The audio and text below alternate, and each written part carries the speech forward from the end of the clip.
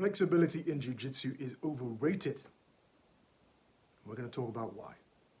Hi guys, Hadrian here, Invincible Jiu Jitsu. Today we're talking about flexibility and its place in Jiu Jitsu. Now, of course, flexibility absolutely has a place. But what kind of flexibility? And at what point do you employ flexibility? Picture this. You're a newer student, you're sparring, you've got someone inside your guard and you've broken their posture down. They're struggling with all their might, with all their earthly might to break free of your guard. They posture up, they make a split-second mistake. They leave one arm in, one arm out. You throw up the legs, you close the triangle. You haven't locked it in, you've closed it.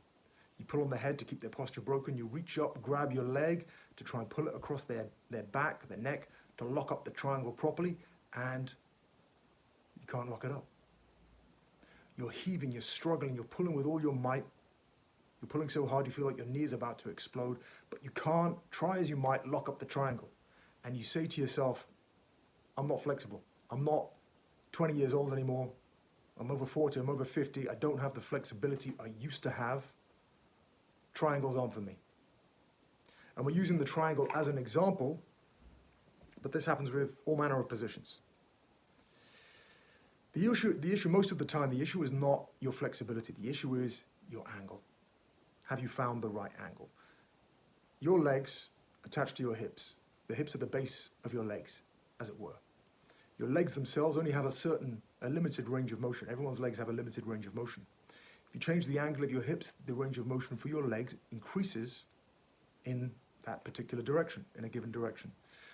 So if you're struggling to put on a triangle, change the angle, increase the range of motion so that you can comfortably apply the submission, so that you can find that sweet spot and close the triangle up tightly without straining or struggling or injuring yourself.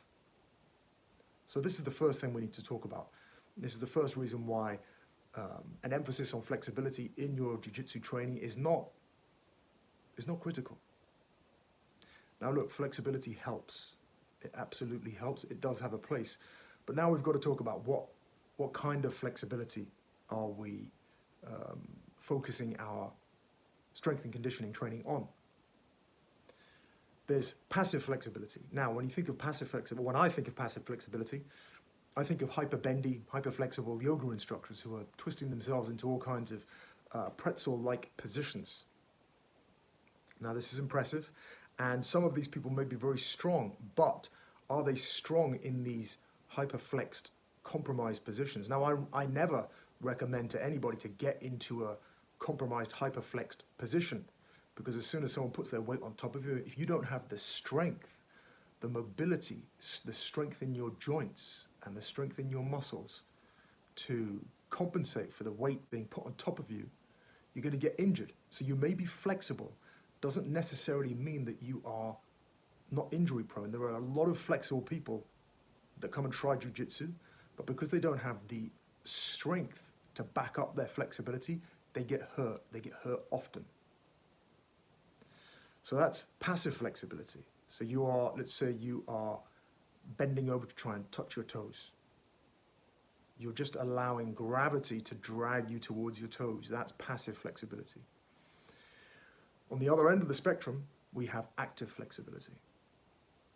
Active flexibility is exactly what it sounds like. You are, again, you're bending over to touch your toes. You are reaching towards the ground.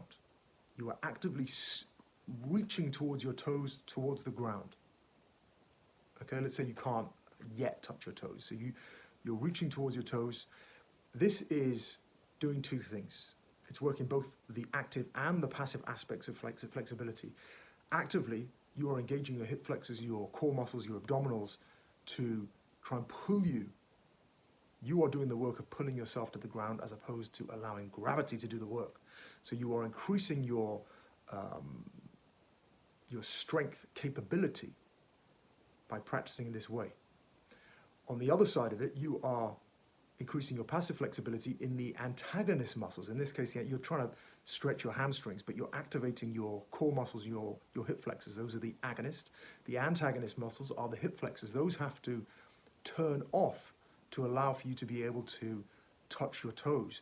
Now, a lot of stretching, a lot of flexibility is not just about stretching the muscle per se, it's about allowing the muscles to relax. And this is where breathing comes into it. This is where relaxation, conscious relaxation comes into it. And training the muscles to deactivate when we need them to. So this is a better example of active flexibility. On one hand, you are training the active portion of engaging your body to try and pull yourself towards your toes. You're doing that work. You're also simultaneously disengaging certain muscle groups to allow you to reach your toes. So this is active flexibility. It's kind of the same as mobility. Mobility implies a certain strength over the entire range of motion. This is how it differs from flexibility, where you're mobile, or you have a great range of motion, but you're not necessarily strong throughout that range of motion. And again, this is important to consider, especially when you're older, because, as I say, flexibility doesn't necessarily protect you from injury. You need the strength to back it up. There are many other great ways to train active flexibility, to train your mobility. Again, mobility being strength throughout the entire range of motion that you have. And you don't need to have a huge range of motion. You don't need to be hugely flexible to be incredibly successful in Jiu Jitsu. You just need to, A, find the angles, know how to find the angles, and B, have the strength to back it up, to back up the flexibility that you have when you need it. So here we are, guys. Just a few quick pointers on why stretching is not something that you need to stress too much about in your jiu-jitsu training. As I say, it has a place, but it's a small place. It's a component of a much bigger picture. So I hope I've helped you with this video think a little bit differently about flexibility and how you approach flexibility and how you approach your training. If you are using some of these modalities, these training modalities, or you have any questions about any of the things we've talked about in the video, drop them in the comments below and we can go more deeply into this topic. Until next time, train well.